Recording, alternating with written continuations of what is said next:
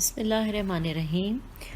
کاشان بصیرت کا audio book session جس میں ہم کتاب نقوش عصمت کو پڑھ رہے ہیں، اور آج ہم جن امام کے بارے میں پڑھنا شروع کریں گے ان کا نام ہے امام علی نقی ہادی علیہ السلام۔ پیج نمبر 445 پہ آئیے آغاز کرتے ہیں۔ اس پہ صرف 3 چیزیں لکھی ہوئی ہیں، وہ میں پڑھ دیتی ہوں۔ نقش حیات امام علی نقی ہادی علیہ السلام۔ ولایت 5 رجب سن 2014 ہجری اور شہادت 3 رجب سن 2054 254 ہجری، اور پیج 446 سے اس کی تفصیل ہے۔ آئیے اس کو پڑھتے ہیں۔ نقش زندگانی امام علی نقی علیہ السلام۔ ماہ رجب سن 214 ہجری کی 5ویں تاریخ تھی جب امام محمد تقی علیہ السلام کے بیت الشرف میں ایک اور نور الہی جلوہ گر ہوا، اور قدرت نے اس سلسلہ امامت کے 10ویں وارث پیغمبر کو اس دار دنیا میں بھیج دیا۔ امام محمد تقی علیہ السلام کی زندگی اس دور میں نہایت درجہ کشمکش میں گزری تھی۔ امام علی رضا علیہ السلام کی شہادت کے بعد مامون نے آپ کو مدینے سے بغداد طلب کر کے مصالح حکومت کے تحفظ کے لیے اپنا داماد بنا لیا تھا، اور اس طرح آپ کی گھریلو زندگی بھی پریشانیوں کا شکار ہو گئی تھی۔ باہر کے مصائب اپنے مقام پر تھے، گھر کے اندر بھی سکون نہ مل سکا۔ کہاں امامت کی سادہ اور پاکیزہ زندگی، جہاں دل پر خوف خدا کی حکومت اور گھر میں تقوی اور تقدس کا ماحول، اور کہاں نعمتوں اور عشرتوں کی پروردہ خاتون جس نے آنکھ کھولنے کے بعد سے ایک دن بھی صحیح اسلامی ماحول نہ دیکھا ہو۔ قدم قدم پر زحمتیں، رکاوٹیں اور مصیبتیں۔ امام علیہ السلام نے 1 سال کے اندر مسئلے کا یہ حل نکالا کہ مامون کے عشرت کدہ کو چھوڑ کر مدینے کا شریعت کدہ بنا لیا، مدینے کو شریعت کدہ آباد کیا جائے، اور اس طرح آپ بغداد سے مدینہ چلے آئے۔ لیکن یہاں بھی وہ مصیبت بہرحال ساتھ رہی، اور ام الفضل حضرت کو پریشان کرنے کے علاوہ باپ کو برابر شکایتی خطوط لکھتی رہیں اور حکومت میں حضرت کے خلاف زمین ہموار کرتی رہیں، یہاں تک کہ قدرت نے تسلسل امامت کو برقرار رکھنے کے لیے آپ کو عقد ثانی پر آمادہ کیا، اور آپ نے جناب سمانہ مغربیہ سے عقد فرما لیا۔ عقد کرنا تھا کہ گھر میں قیامت آ گئی، اور ام الفضل نے سر پر آسمان اٹھا لیا۔ باپ سے فریاد، اعزہ سے شکایت، حکومت کے اندر سازش اور نہ جانے کتنے فتنے۔ امام محمد تقی علیہ السلام ان تمام فتنوں اور سازشوں کی پرواہ کیے بغیر اپنے کار ہدایت میں مصروف رہے، اور گھریلو زندگی میں ایک دن بھی یہ گوارا نہ کیا کہ شہزادی کو عام گھرانے کی خاتون پر مقدم کر دیا جائے، جس کے سخت ترین نتائج کا اندازہ ہر وہ انسان لگا سکتا ہے جس نے ایسے حالات کا مشاہدہ کیا ہو۔ پھر قیامت بالائے قیامت یہ ہوئی کہ تھوڑے عرصے کے بعد رب العالمین نے جناب سمانہ مغربیہ کو صاحب اولاد بنا دیا۔ ام الفضل کے لیے اولاد سے محرومی، زندگی کی سادگی، گھر میں دوسری بیوی کی موجودگی ہی کیا کم مصیبت تھی کہ اب ایک اور افتاد سامنے آ گئی کہ میں صاحب اولاد نہ ہو سکی، اور خاتون صاحب اولاد ہو گئی۔ اسلام کی تاریخ میں لاولد خاتون کا صاحب اولاد خاتون سے حسد ایک قدیم ترین روایت ہے جس سے بڑی بڑی خواتین بھی محفوظ نہیں رہ سکتیں، تو ام الفضل تو کسی خاص اسلامی شخصیت کی مالک بھی نہیں تھیں، اور نہ عالم اسلام نے اس سے آدھا تہائی دین حاصل کیا ہے۔ نتیجہ جو ہونا چاہیے تھا وہی ہوا، مگر قدرت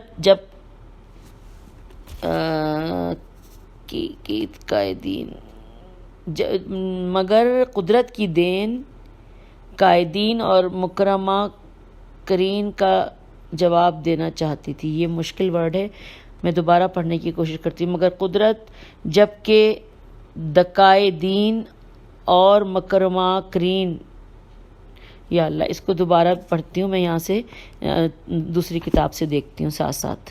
جی میں نے دوسرے والیوم میں سے بھی دیکھا ہے، پچھلی جو بک ہے اس میں بھی یہی ہے۔ میں پھر اس جملے کو دوبارہ پڑھتی ہوں۔ نتیجہ جو ہونا چاہیے تھا وہی ہوا، مگر قدرت جب مکید قائدین اور مکرماکرین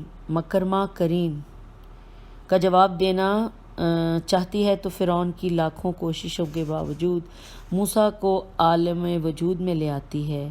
چنانچہ امام علی نقی علیہ السلام اس دنیا میں آ گئے اور عالم اسلام و ایمان میں بہار آنے کے ساتھ ساتھ امام ام الفضل کے گلشن تمنا میں خزاں کا دورہ ہو گیا اور امام علی نقی کی زندگی کا آغاز ایک عجیب و غریب حاسدانہ ماحول میں ہوا۔ آپ کی والدہ ماجدہ جناب سمانہ مغربیہ تھیں، جن کا نسبی رشتہ تو بہرحال غیر عرب ماحول سے تھا، اور اس بنیاد پر عرب کسی انسان کو وہ مرتبہ دینے کے لیے تیار نہیں تھے جو ان کی نگاہ میں خود عربوں کا ہوتا ہے، اور اپنے علاوہ ہر ایک کے ساتھ غلام اور کنیز جیسا ہی برتاؤ کرتے تھے۔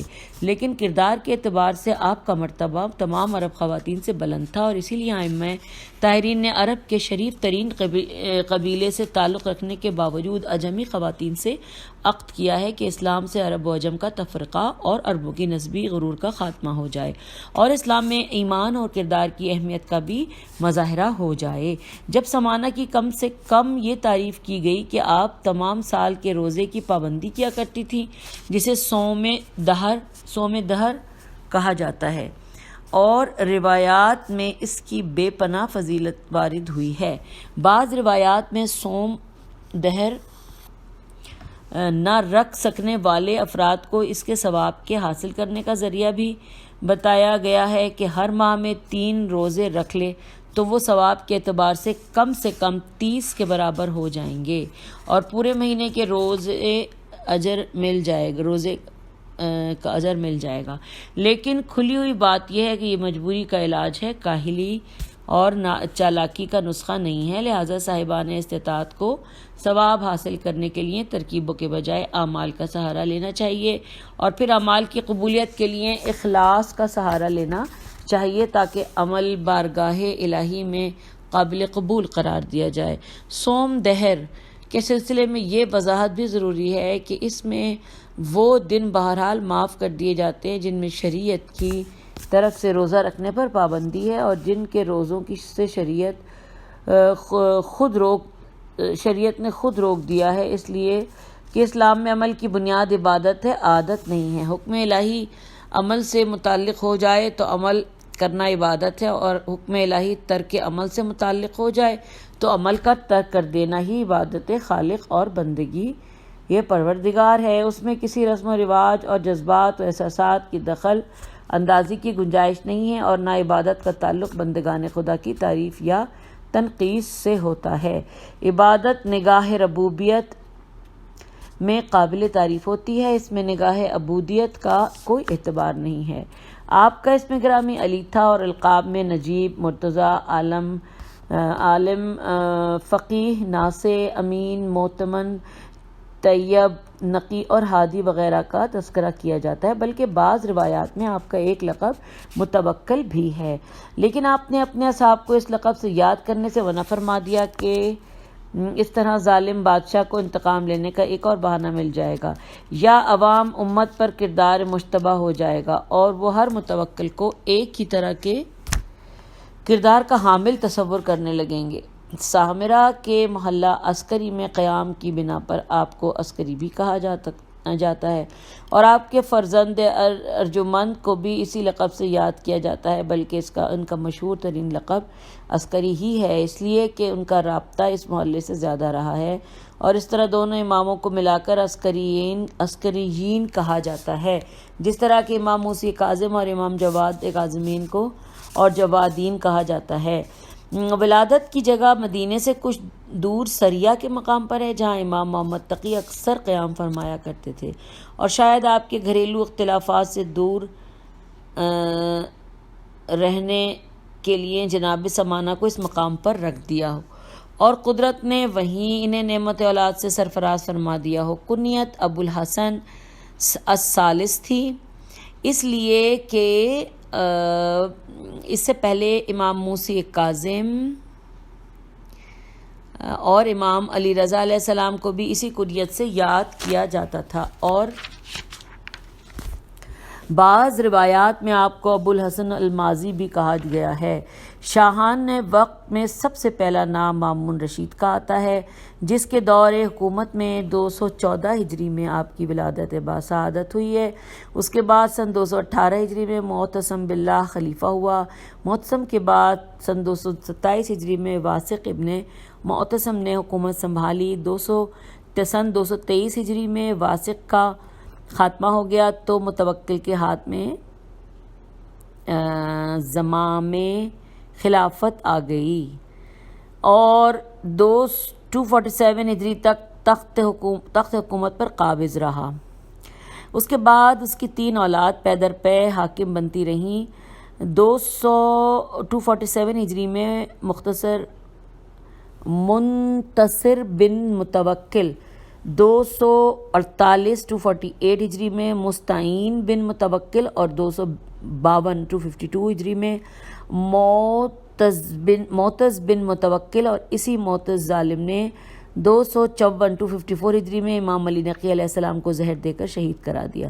ان تمام بادشاہوں میں سب سے بدتر کردار کا مالک متوکل تھا، جسے بنی عباس کا یزید کہا جاتا ہے، اور جس کی بے ایمانی اور بد کرداری کا یہ عالم تھا کہ اس کے محل میں 4000 کنیزیں تھیں اور سب اس کے تصرف میں رہا کرتی تھیں۔ شراب بے تحاشا پیا کرتا تھا۔ ظلم کا یہ عالم تھا کہ سینکڑوں اور ہزاروں نہیں بلکہ لاکھوں صاحبان ایمان اور سادات کا خون کیا، اور ابن السکیت جیسے صاحب کمال ادیب سے دریافت کیا کہ میرے دونوں فرزند بہتر ہیں یا حسن اور حسین، اور ابن السکیت نے صاف صاف کہہ دیا کہ تیرے بیٹوں کا مقابلہ ان کے غلام قمبر سے نہیں ہو سکتا ہے، ان کا کیا ذکر ہے، تو اس کے نتیجے میں ان کی زبان گدی سے کھچوا دی، جبکہ وہ دربار کے مقرب ترین افراد میں شمار ہوتے تھے۔ قبر امام حسین علیہ السلام کے نشان کے مٹانے کا کام بھی متوکل ہی نے شروع کیا تھا، جس میں بفضل خداوندی وہ کامیاب نہیں ہو سکا، اور مزار مقدس سے آج تک آواز آ رہی ہے۔ اب یہ جو شعر لکھا ہے یہ فارسی میں ہے، میں اسے پڑھنے کی کوشش کرتی ہوں۔ بیا بیا متوکل ببیں مزار حسین، بیا بیا متوکل ببیں مزار حسین، زمیں بلند شد اور آب نہر شد ہائر۔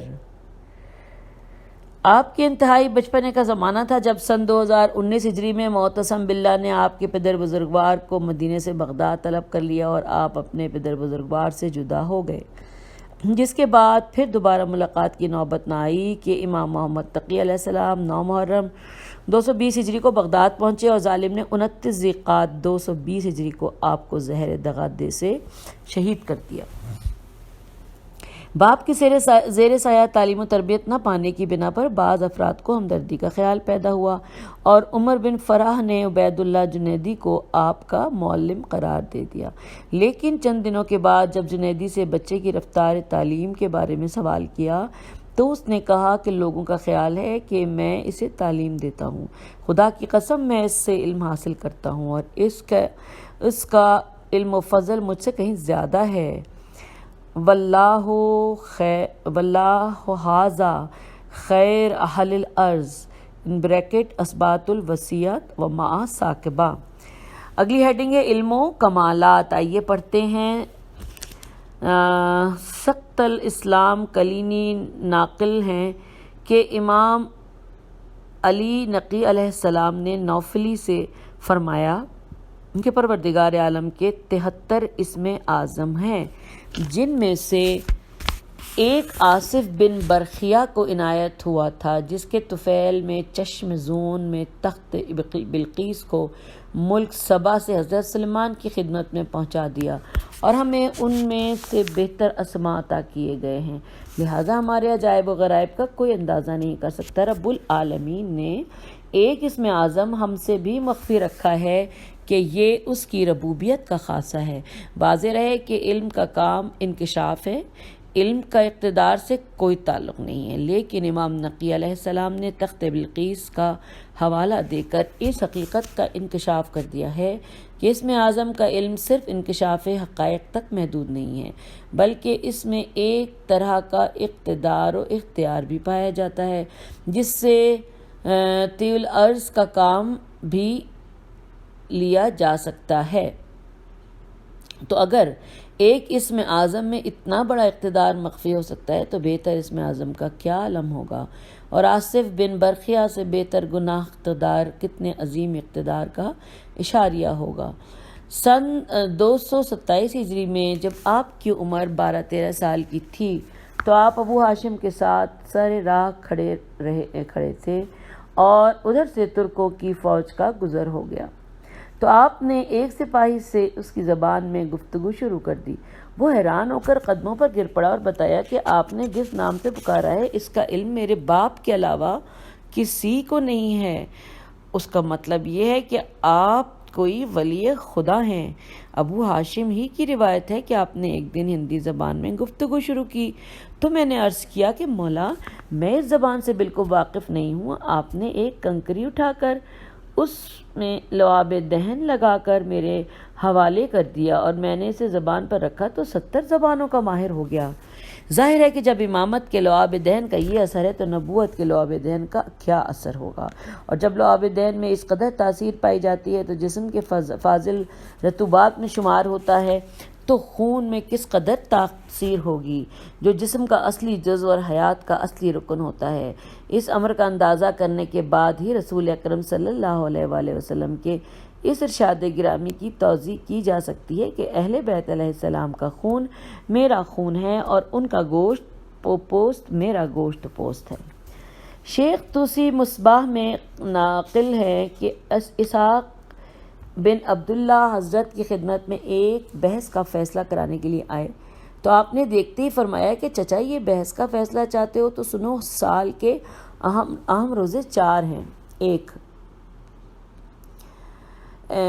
17 ربیع الاول اور روز ولادت پیغمبر اکرم صلی اللہ علیہ وآلہ وسلم۔ 2 27 رجب روز بعثت پیغمبر اسلام صلی اللہ علیہ وآلہ وسلم۔ 3 25 ذوالقعدہ یوم وہو الارض جس دن فرش زمین پر تیار کیا گیا، اور 4 18 ذی الحجہ جب اسلام کامل اور نعمت تمام ہو گئی۔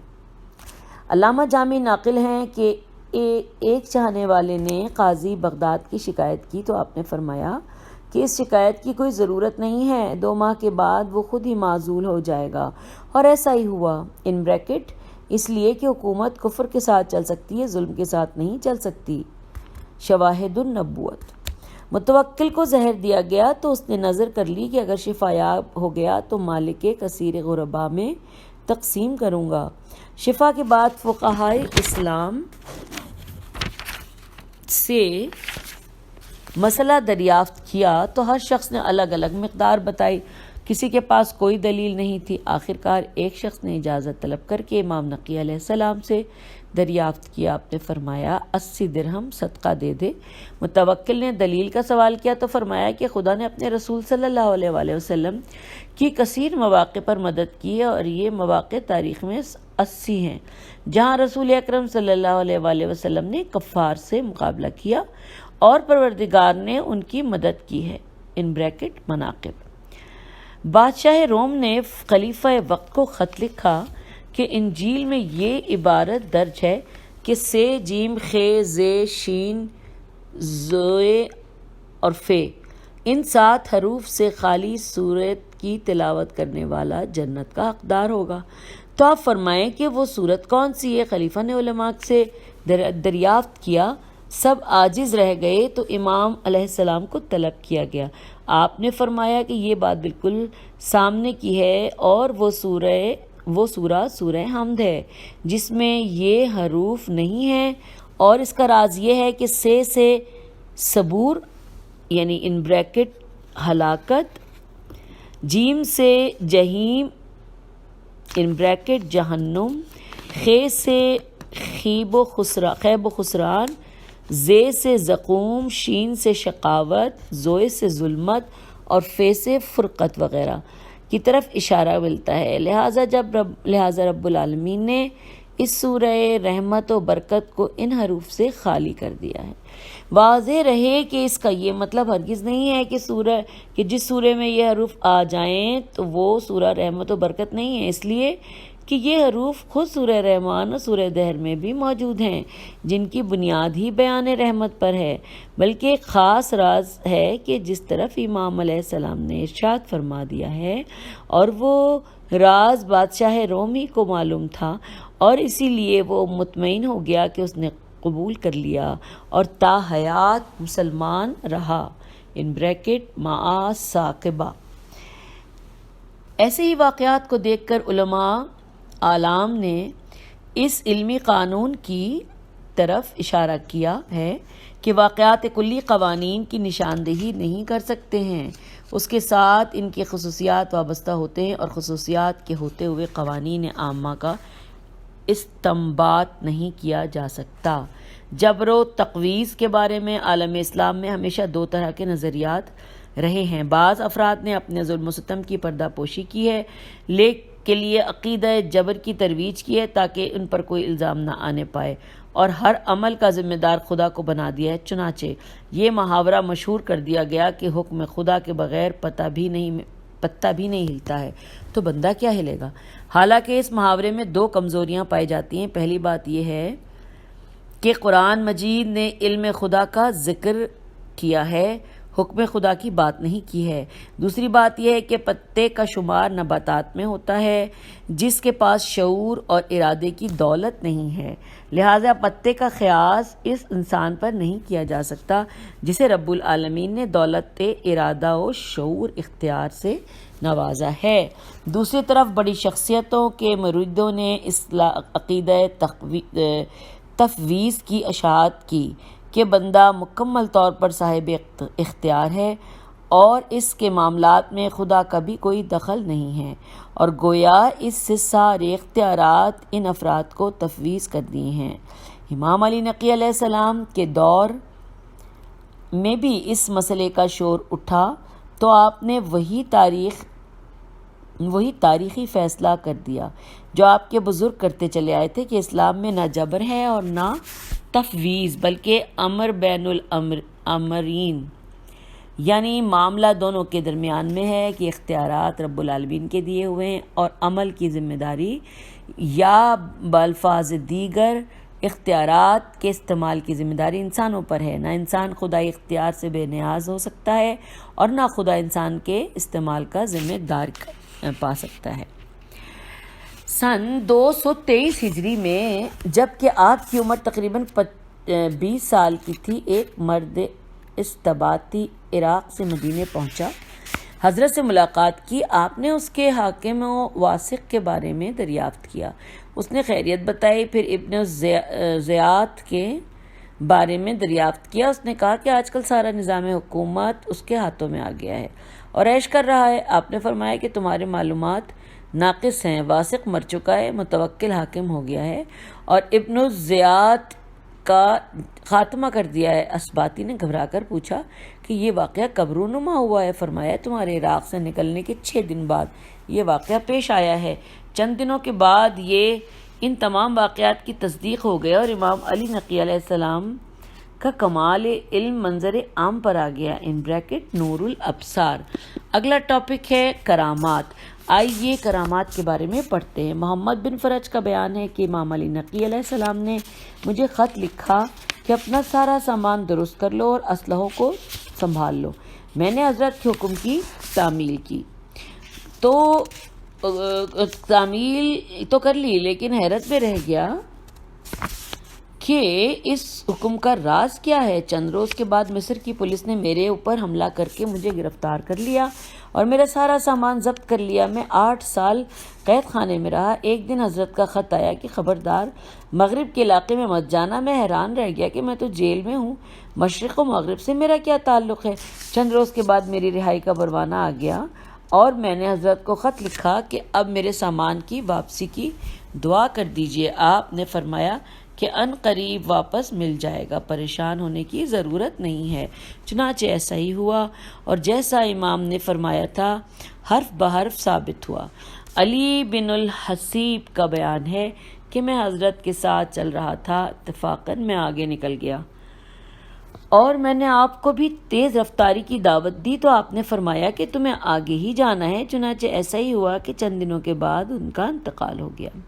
ابو ایوب نے حضرت کو خط لکھا کہ میری زوجہ حاملہ ہے، دعا فرمائیں کہ مولود فرزند ہو۔ آپ نے فرمایا کہ انشاءاللہ ایسا ہی ہوگا، لیکن اس کا نام محمد رکھنا۔ چنانچہ ایسا ہی ہوا اور اس نے بچے کا نام محمد رکھ دیا۔ اس طرح آل محمد کے مقصد حیات کی بھی وضاحت ہو گئی کہ وہ ہر قدم پر نام پیغمبر اسلام کو زندہ رکھنا چاہتے ہیں اور اس طرح بھی ایک نام کی فنا کو برداشت نہیں کر سکتے، اور کسی طرح بھی اس نام کی فنا کو برداشت نہیں کر سکتے۔ یحییٰ بن زکریا نے لکھا کہ میری زوجہ بھی حاملہ ہے، اس کے حق میں بھی یہی دعا فرمایا کہ بہت سی لڑکیاں لڑکوں سے بہتر ہوتی ہیں۔ اس طرح امام نے اس صورت مولود کی اطلاع بھی دے دی اور غیر اسلامی تصور کی تردید بھی کر دی کہ لڑکے کا مرتبہ بہرحال بہتر ہوتا ہے۔ ایسا ہوتا تو پروردگار عالم اپنے پیغمبر کو فرزند ہی کی نعمت سے نوازتا اور ان کی نسل کو بھی فرزند ہی کے ذریعے سے آگے بڑھاتا۔ امام کا جواب بین ہی وہی جواب تھا جو پروردگار نے مادر جناب مریم کو دیا تھا، اور یہ واضح کر دیا کہ بسا اوقات لڑکا لڑکی جیسا نہیں ہوتا ہے اور لڑکی کا مرتبہ تمام لڑکوں سے بہتر ہوتا ہے۔ ابو ہاشم کا بیان ہے کہ میں نے حضرت سے اپنی غربت کا تذکرہ کر کے امداد کا مطالبہ کیا تو آپ نے ایک مٹھی ریت میرے دامن میں ڈال دی اور فرمایا کہ اسے فروخت کر کے اپنا کام چلاؤ۔ ابو ہاشم نے بغور دیکھا تو ریت سونے کی شکل اختیار کر چکی تھی اور چوتھے علی کے ذریعے پہلے علی علیہ السلام کے کمال کا اظہار ہو چکا تھا۔ مناقب ابو ہاشم ہی کا بیان ہے کہ حضرت سامرہ تشریف لائے تو میں نے خدمت اقدس میں حاضر ہو کر عرض کی کہ میرا قیام بغداد میں ہے اور اس طرح میں روزانہ آپ کی زیارت نہیں کر سکتا ہوں، میرا جانور بھی ضعیف و ناتواں ہے۔ تو آپ نے فرمایا کہ پروردگار تمہارے جانور کو طاقتور بنا دے گا۔ چنانچہ حضرت کے اس ارشاد کا یہ اثر ہوا کہ میں روزانہ نماز صبح بغداد میں، نماز ظہرین سامرہ میں اور نماز مغربین پھر پلٹ کر بغداد میں ادا کیا کرتا تھا، جبکہ بغداد اور سامرہ میں 100 میل سے زیادہ کا فاصلہ تھا۔ علامہ شیخ عباس قمی تحریر فرماتے ہیں کہ بادشاہ وقت کو امام علیہ السلام کے سامنے اپنے اقتدار کی نمائش کا شوق پیدا ہوا تو اس نے میدان میں ایک ٹیلہ تیار کرا کے پوری فوج کو صحرا میں جمع ہونے کا حکم دے دیا، اور جب 90,000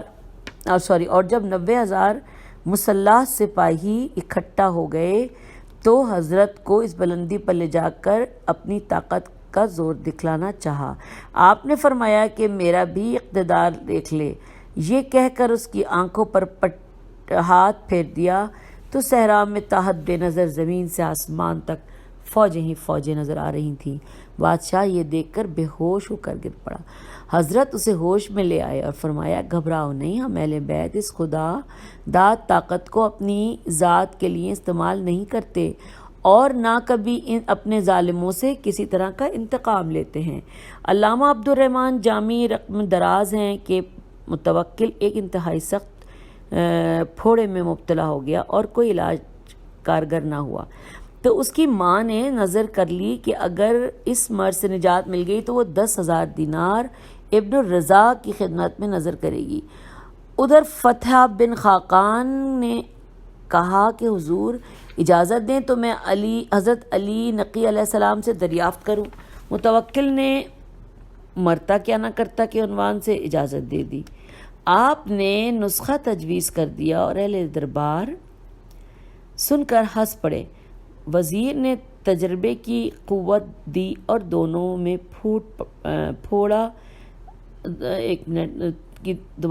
وزیر نے تجربے کی دعوت دی اور چند دنوں میں پھوڑا بالکل ٹھیک ہو گیا۔ اہل دربار رسوا ہوئے اور متوکل کی ماں نے 10,000 دینار کی تھیلی حضرت کے پاس بھیج دی۔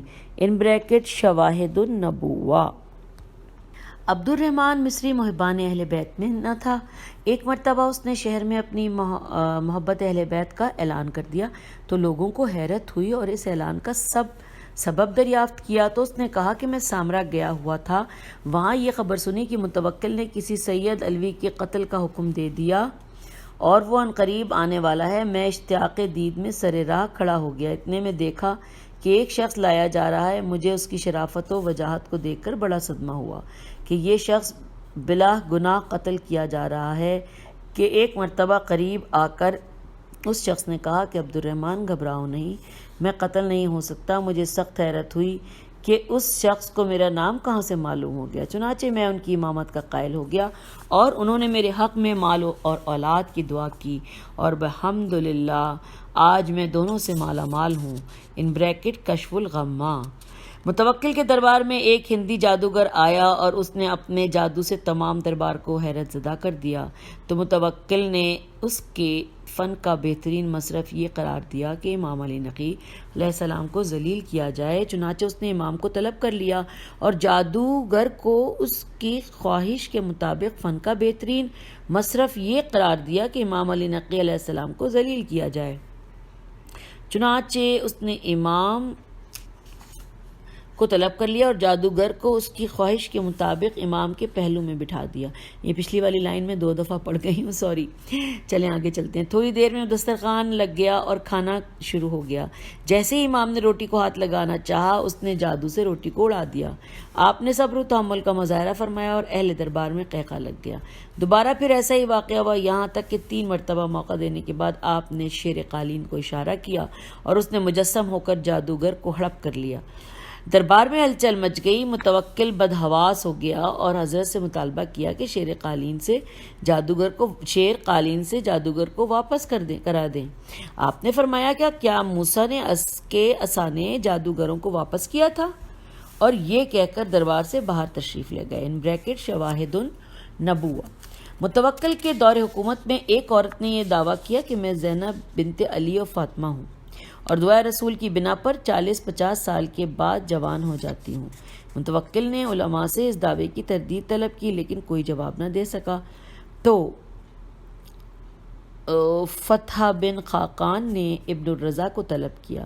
امام علی نقی علیہ السلام نے فرمایا کہ اللہ نے اولاد رسول صلی اللہ علیہ وآلہ وسلم کے گوشت کو درندوں پر حرام کر دیا ہے، تو اسے اپنے شیر خانے میں بھیج دے، ابھی حال معلوم ہو جائے گا۔ اہل دربار نے موقع غنیمت دیکھا اور کہا کہ امیر پہلے اس معیار کا تجربہ ہو جائے کہ استدلال مکمل رہے۔ متوکل نے پسندیدگی کا اظہار کیا اور حضرت سے شیر خانے میں جانے کا تقاضا کر دیا۔ آپ فوراً تیار ہو گئے اور باطمینان تمام تشریف لے گئے۔ متوکل بلندی سے یہ منظر دیکھتا رہا۔ درندوں نے قدموں پر سر رکھ دیا اور آپ کا تا دیر ان کے سر پر دست شفقت پھیرتے رہے۔ اس کے بعد باہر تشریف لے آئے تو ہر طرف آپ کے کمال کا چرچا ہو گیا اور متوکل نے قیمتی انعامات پیش کیے۔ زینب کذابہ کی حقیقت واضح ہو گئی اور بروایت سے درندے میں ڈال کر اسے درندوں کے سامنے میں ڈال کر اس کی زندگی کا خاتمہ کرا دیا گیا، جس سے یہ بات بھی واضح ہو گئی کہ بے بنیاد دعوے سعادت کامیاب نہیں ہو سکتا، اور یہ بھی معلوم ہو گیا کہ جس کے کردار میں آثار سعادت و نسب شریف نہ پائے جاتے ہوں، اس کی سعادت زینب کذابہ سے زیادہ کوئی حیثیت نہیں رکھتی۔ تو سامعین، آج کی اس آڈیو کو ہم اختتام کرتے ہیں۔ پیج نمبر 453 پہ ہم نے اختتام کیا، لیکن ہم اگلی آڈیو میں پیج 453 ہی کے اگلے پیراگراف سے آغاز کریں گے کہ جس میں کہ ہم مزید آگے جانیں گے۔ تب تک کے لیے اجازت دیجیے۔ اللہ تعالیٰ آپ کو بھی اپنے حفظ و امان میں رکھے اور ہم سب کو سوائے غم حسین کے کوئی غم نہ دے۔ فی امان اللہ۔